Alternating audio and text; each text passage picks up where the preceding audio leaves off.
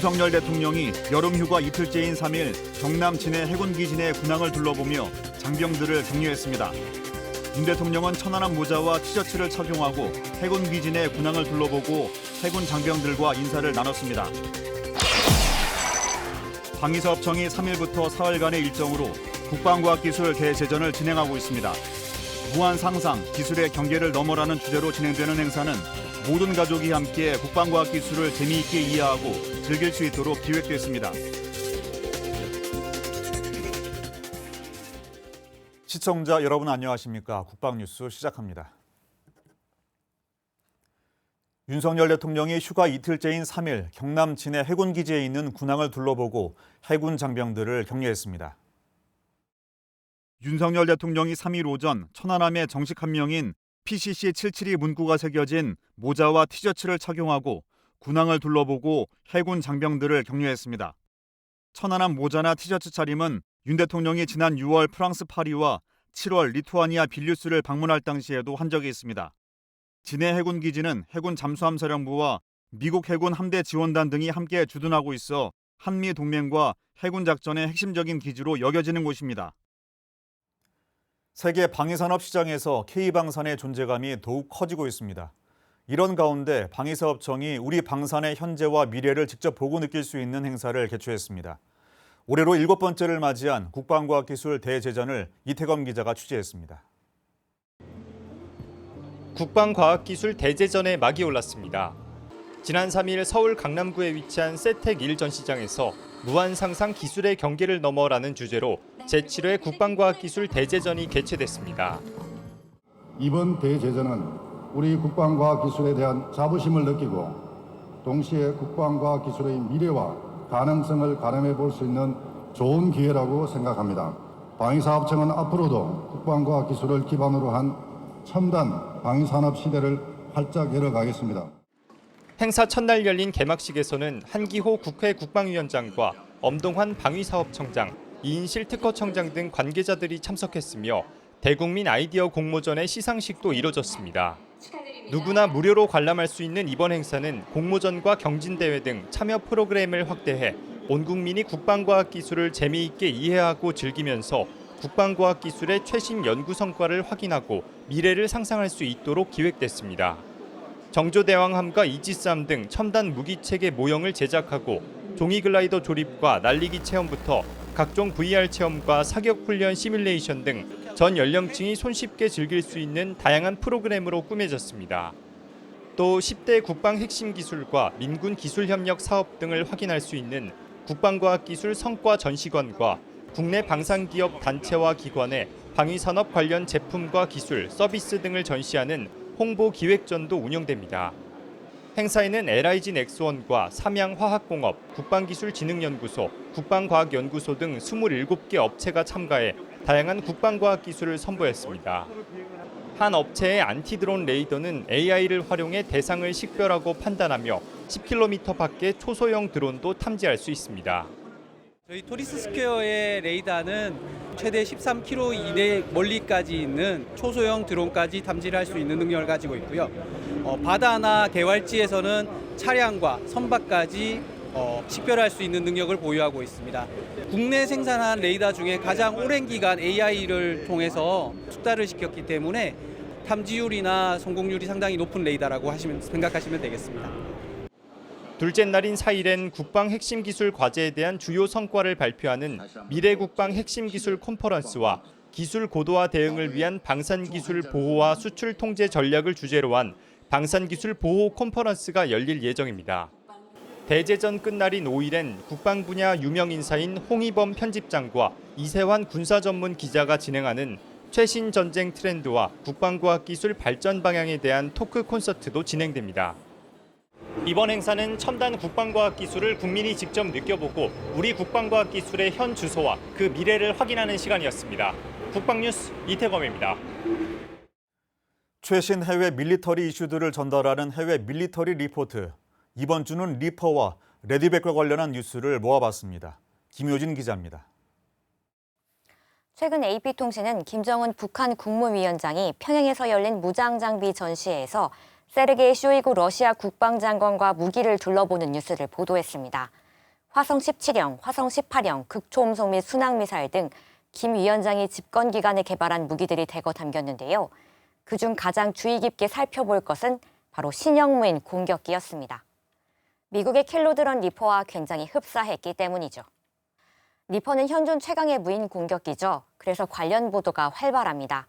지난 6일 카린 장피에르 백악관 대변인은 언론 브리핑을 통해 러시아 전투기가 이슬람 국가 격퇴 임무를 수행하는 중 우리 드론에 위험할 정도로 가까이 비행했다는 초동 보고가 7월 첫째 주 2번이나 있었다고 밝혔습니다. 이에 대해 로이터 통신 블룸버그와 같은 주요 외신들이 7월 마지막 주 후속 보도를 했는데요. 특히 AP통신은 미 백악관이 관련 시간과 장소, 경위를 밝히지 않았지만 러시아 전투기 조명탄에 의해 리퍼가 공격을 당한 것이라고 전했습니다. 이어 시리아 상공에서 러시아 전투기가 미국 군용기에 위협을 가한 사례는 이달 들어서만 6번째라고 덧붙였습니다. 같은 날 미국의 디펜스 블로그는 미 공군이 리퍼의 전파 방해 장치를 탑재하는 테스트를 했다고 보도했습니다. 이번에는 기분 좋은 소식 하나 짚고 넘어가 보도록 하겠습니다. 지난 27일 방위사업청은 하나에어로스페이스의 레드백 장갑차가 호주 보병 전투 차량 사업의 우선 협상 대상자가 됐다고 발표했죠. 하나에어로스페이스의 경쟁업체인 독일의 라인메탈이 호주 브리즈번에서 복서를 생산하고 있었기 때문에 계약 전망이 밝지만은 않았던 터라 더 값진 결실로 느껴집니다. 이와 관련 복서의 최신 뉴스 살펴봤습니다. 영국 육군이 복서의 도입을 앞두고 다양한 테스트를 시작합니다. 보병, 특수요원, 지휘, 구급용 총 4종류의 복서가 영국의 다양한 지역에서 구동되는지를 살핀다고 합니다. 이번에는 영국 옆에 있는 프랑스로 넘어가 보겠습니다. 지난 14일은 프랑스 국경일인 혁명기념일 바스티유의 날이라 열병식이 개최됐는데요. 이날 프랑스 육군은 신형 세르발 장갑차를 공개했습니다. 세르발은 1976년부터 운영 중인 VAB 보병 수송 차량을 대체하기 위한 차세대 다목적 장갑차로 가장 큰 특징은 60%에 이르는 가파른 경사면을 올라갈 수 있다는 점입니다. 지금까지 해외 밀리터리 리포트 김유진이었습니다. 군과 국가는 전쟁에서 희생한 장병들을 끝까지 책임져야 할 의무가 있습니다. 이에 육군은 전시에 사망한 전공 사망자의 관리와 예우 강화를 위한 종합 발전 계획을 추진하고 있습니다. 육군이 전공 사망자의 관리와 예우 강화를 위해 4개 분야 14개 추진 과제에서 종합 발전 계획을 추진하고 있습니다. 먼저 전공 사망자 관리와 후송 체계 정립은 민관군의 협업에 초점을 맞췄습니다. 대대급 이하 부대에서 사망자가 발생할 경우 대대와 사단, 군단 영영관리소에서 사망자를 관리 후송하고 사망자의 거주지와 이동 소요를 고려해 권역별 중간거점 부대가 지역 방위사단까지 인계하는 방식입니다. 특히 지역 방위사단은 정부 지자체와 협업해 합동 분향소 설치와 연결식 진행을 맡고 장례 지도사 등 민간 전문 인력과 장례 시설과 물자 확보도 추진하고 있습니다. 두 번째, 전공 사망자 관리부대 능력 강화는 제대별 역할을 설정하고 소요 인력과 물자, 장비의 편성을 보강하는 내용입니다. 영연 관리부대에 냉동 차량과 컨테이너를 배치해 사망자를 온전하게 수습 관리하기 위한 필수 장비와 물자가 반영됐고 부대 전공사망 보훈지원반이 전체 과정의 컨트롤 타워 역할을 할 수 있도록 임무 정립과 인력 보강도 계획 중입니다. 세 번째로 전공사망자의 확인과 유가족 안내 체계 개선은 신속하고 정확하게 가족들에게 관련 내용을 알리는 데 중점을 뒀습니다. 기존에 수기로 작성하던 전공사망자에 대한 매장, 화장 보고서를 앞으로는 전산 시스템을 활용하도록 보고 체계를 개선했습니다. 이를 통해 전투부대의 행정 소요가 줄고 사망자 현황이 적시에 보고될 수 있을 전망입니다. 또한 장병 신원 확인을 위해 검체 등록을 의무화하도록 법적 근거를 마련하고 있습니다. 마지막으로 법규와 교리, 교육체계 개선은 전평시 체계적인 임무를 수행하기 위한 제도적 기반을 마련하고 인사 기능으로 업무를 일원화하는 방식으로 진행됩니다. 현재 전시 사망자 관리 체계는 각군 규정에 따라 이루어지고 있어 관련 법령이나 지침이 일원화 구체화돼 있지 않은 게 사실.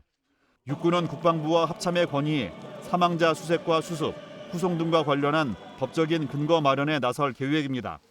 이를 통해 각군의 지원과 지자체와의 협업과 지원이 가능해질 수 있습니다. 육군은 향후 지속적인 보완을 통해 정리반의 실효성을 검증하고 관련 지침과 법규를 마련할 방침입니다.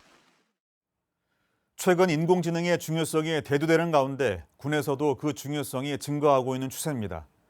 이에 우리 군 또한 인공지능 활용을 위해 다양한 교육을 장병 대상으로 시행하고 있는데요.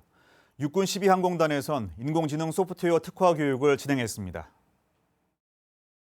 육군 12항공단은 2일부터 3일까지 한림대학교 실습실에서 부대원들을 대상으로 인공지능 소프트웨어 특화과정 교육을 했다고 밝혔습니다. 교육은 군 전력 증강에 도움이 아닌 필수로 자리 잡은 AI 역량을 강화하기 위해 추진됐습니다. 대상에 따라 교육과정은 다양하게 진행됐습니다.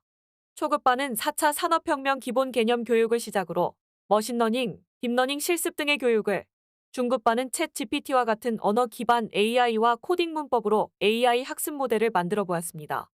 교육은 앞으로 8회에 걸쳐 추가로 진행되며 교육이 종료되면 성과 분석과 관리를 통해 부대원들의 역량을 더욱 키워나갈 방침입니다. 1592년부터 1598년, 7년 동안 진행됐던 임진왜란은 조선과 명, 일본의 이해관계가 얽힌 국제전쟁이었습니다. 이에 국방부 군사편찬연구소는 임진왜란의 학술적 연구 가치가 높은 연구 성과와 민간의 관심을 높이기 위해 관련 서적을 번역, 발간하고 있습니다.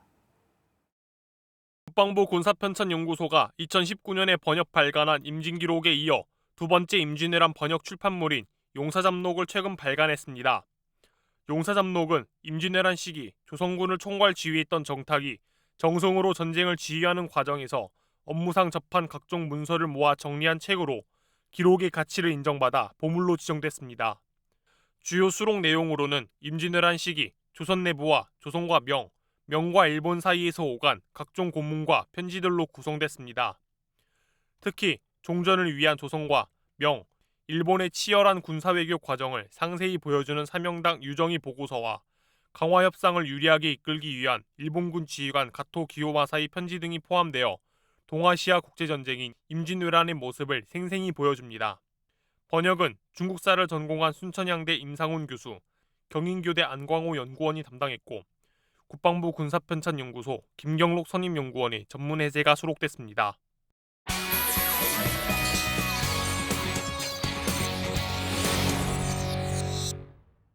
국방부 군사편찬연구소가 군사문헌집 번역 사업의 목적으로 임진왜란 시기 조선군을 총괄 지휘했던 약포 정탁이 쓴 용사잡록을 번역해 출판했습니다. 어떤 내용이 담겼고 어떤 역사적 가치가 있는지 자세한 이야기 나눠보겠습니다. 국방부 군사편찬연구소 군사사부 김경록 선임연구원 나오셨습니다. 안녕하십니까? 예, 안녕하세요. 네, 연구원님. 직접 그 용사잡록 번역 발간에 참여하셨다고요? 네. 네, 일단 이 책을 쓴 약포 정탁은 어떤 인물이고 그리고 용사잡록은 어떤 내용을 담고 있습니까? 네. 약포 정탁은 대표적인 조선 중기 학자이자 정치가이며 임진왜란 때 국왕 선조를 호종하고 세자 광해군을 모시고 분조를 운영하였던 인물입니다. 전쟁 기간 최고의 국정 운영자로서 활약하면서 자신이 접한 각종 보고서, 공문, 편지 등을 상세히 필사하여 옮겨두었으며 이를 향후 발생할지 모르는 전쟁에 대비하여 교훈으로 삼고자 수록한 책자가 용사잡록입니다. 그래서 용사잡록은 지금 현재 또 높은 가치가 있다고 평가되고 있습니다. 네, 개인이 직접 이 전쟁에 대비하기 위해서 이렇게 쓴 책이라는 말씀이시죠? 그렇습니다. 네. 네. 그래서 용사잡록은 지금 사료적 가치를 인정받아서 보물로 지정돼 있다고 들었습니다. 네. 어떤 역사적 가치가 있는 겁니까? 예. 약포 정탁이 전쟁을 경험하고 정리한 전쟁 기록이기 때문에 당시 생생한 전쟁의 모습을 담은 문서들이 그대로 수록되어 있습니다. 예를 들어서 이순신의 난중일기나 유성룡의 징비록 등은 물론 중요한 전쟁 기록이지만 개인 차원의 기록이라고 할 수 있습니다. 그러나 용사잡록은 당시 보고서와 공문 등을 그대로 필사하여 수록하였다는 점에서 사료적인 가치가 아주 높다고 평가할 수 있습니다. 이런 점에서 이미 1968년에 보물 494호로 지정되어 있습니다. 네, 이런 높은 사료적 가치에도 불구하고 그동안 또 좀 연구자들의 접근이 좀 쉽지 않았던 것 같은데요. 예, 그렇습니다. 여러 가지 제약이 있었습니다. 첫째, 정탁이 직접 필사하여 옮겨가는 과정에서 초서체라고 해서 당시 이제 쉽게 말하면 필사체의 글로 적었습니다. 이것 때문에 전문 연구자들도 쉽게 접근하지 못했습니다. 이 문제는 1994년 국사편찬위원회에서 일반 한문체로 탈초하는 작업을 통해서 해결이 됐습니다. 그러나 두 번째가 더 중요합니다. 수록되어 있는 공문, 보고서, 편지 등이 일반 한문체로 해독하기에 제한이 있습니다. 그러다 보니까 당시 고문서에 대한 높은 이해가 필요했기 때문입니다. 이번에 저희 군사편찬연구소에서 번역하여 이 문제에 대해서 유의하면서 출판하게 되었습니다. 네, 그 번역도 번역인데 좀 전문적으로 또 이렇게 번역하게 예. 되셨다는 점 상당히 좀 오랜 시간이 걸렸을 것 같은데요. 네, 그렇습니다. 네, 이렇게 그 군사편찬연구소는 지난 2019년에 그 임진기록 번역 출판에 이어서 이번에 용사장록을 번역 출판을 했는데 그 임진왜란 연구와 관심 증대에 어떤 효과를 예상하십니까? 네. 우리 장병과 일반 국민의 역사, 특히 군사사에 대한 관심은 상대적으로 매우 높습니다. 우리 군사편찬연구소는 이런 관심에 부응하고 군사사 연구 기반을 조성하기 위해서 1983년 병장설 그리고 진법 이후에 이번 용사잡록에 이르기까지 총 27권의 한국 군사 고전을 번역해서 책자와 원문을 서비스하고 있습니다. 전쟁과 군사에 대해 장병과 국민의 관심을 높이기 위해서 보다 지속적으로 한국 군사 고전을 발굴하고 번역 작업을 충실히 수행하도록 하겠습니다. 많은 관심과 지지를 부탁드립니다. 네, 그 관심 있는 분들께서는 한번 찾아보시는 것도 좋을 것 같습니다. 네. 지금까지 국방부 군사편찬연구소 군사사부 김경록 선임연구원과 함께 이야기 나눴습니다. 오늘 말씀 감사합니다. 예, 감사합니다. 8월 4일 오늘의 국방단신 전해드립니다. 국방부 군사편찬연구소가 17일과 31일 항일투쟁과 동북아시아를 주제로 군사사 시민강좌를 운영합니다. 17일에는 대한민국 임시정부의 역사와 가치, 장개석과 한국 독립운동이, 31일에는 광복군과 미국 전략첩보국의 공동작전, 잊혀진 연해주 항일운동의 기록들이 강연될 계획입니다. 육군 6 보병사단 초산여단 수송대가 3일 무사고 운행 11주년을 축하하는 기념식을 열었습니다. 부대는 무사고 비결로 원칙과 기본에 충실한 차량 점검과 정비, 운전병 휴식과 취침 여건 보장 등을 꼽으며 장병들에게 사단장과 여단장 표창을 수여하고 격려했습니다. 육군 6보병 사단 청성 포병 여단 장병들이 각종 경연 대회에서 받은 상금을 기부했습니다. 장병들은 청년드림 국군드림 페스티벌 드림 배틀과 병영 인권 UCC 공모전, 헬스 뿜뿜 경연 대회 등에서 받은 상금 전액을 6.25 전쟁 참전 용사와 사회 취약계층에 전달하며 귀감이 됐습니다. 해군 군수사령부가 3일 장병 복지 체력 증진을 위해 최신식 피트니스 센터를 개장했습니다. 부대는 총면적 134제곱미터 공간에 러닝머신과 턱걸이, 덤벨, 고정식 바벨 등 28종의 운동기구가 비치된 최신 시설을 구축해 호응을 얻었습니다. 공군 일전투비행단이 3일 한국항공우주소년단 광주 전남지부와 대전 충남지부 학생들의 부대 견학을 지원했습니다. 청소년들은 부대의 역사와 임무를 소개받은 뒤 T-50 정비 현장을 견학했습니다.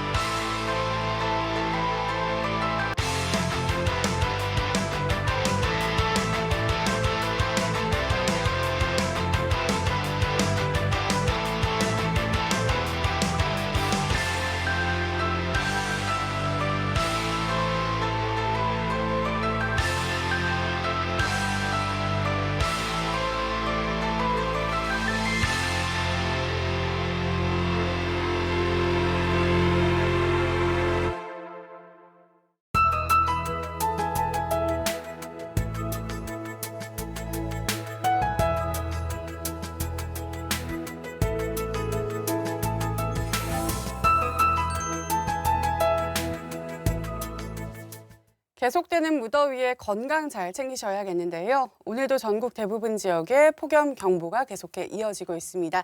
자세한 날씨 알아보겠습니다. 펄펄 끓는 더위가 이어지고 있습니다. 더위가 밤낮을 가리지 않고 찾아오면서 강릉은 초열대야 현상이 나타나고 있는데요. 오늘도 어제만큼이나 덥겠습니다. 한낮에 서울이 35도, 강릉은 무려 38도까지 오르겠습니다. 더위가 심한 낮 시간대에는 야외 활동을 자제해 주시는 게 좋겠고요. 수분 자주 섭취해 주셔야겠습니다. 오늘 하늘은 전국이 맑은 가운데 볕이 강하게 내리쬐겠고요. 대기 불안정으로 충청과 남부지방을 중심으로는 소나기가 내릴 때가 있겠습니다. 주말에도 곳곳에 소나기 예보가 들어있어서 우산 챙기셔야겠고요. 일요일에는 서울의 낮 기온이 36도까지 올라가겠습니다. 자세한 기온 살펴보시면 내일 아침 최저 기온 서울은 26도, 대구는 25도로 출발을 하고요. 한낮에는 서울이 36도, 원주 37도, 대구 38도까지 오르겠습니다. 작전 기상입니다. 해상 작전에 제한이 있겠습니다. 제6호 태풍은 일본 규슈 남쪽 해상을 향하겠는데요. 태풍이 밀어넣는 수증기까지 계속해 유입이 되면서 당분간 찌는 듯한 더위가 계속해 이어지겠습니다. 이상 공군 기상단 제공 기상정보였습니다. 4차 산업혁명 시대 첨단 과학기술은 일상은 물론 국방에서도 중요성이 증대되고 있습니다. 인구 절벽으로 인한 병력 자원 감소에도 효과적으로 대응할 수 있는 수단이 될 수 있기 때문입니다. 이 가운데 열린 국방과학기술 대제전은 K방산의 발전과 최신 기술 현황을 살펴볼 수 있는 좋은 기회가 되고 있습니다. 특히 국민들이 국방과학기술을 재미있게 이해하고 즐기면서 국방과학기술의 최신 연구 성과를 확인할 수 있도록 국민 참여형 행사로 기획돼 눈길을 끌고 있는데요. 5일인 토요일까지 진행되니 가족과 함께 주말 나들이 겸 가보시는 것도 좋을 것 같습니다. 8월의 첫 번째 주말, 온열 질환 유의하시고 오는 8일 다가올 입추 이후 선선한 날씨를 기대해 봅니다. 국방뉴스를 마칩니다. 감사합니다.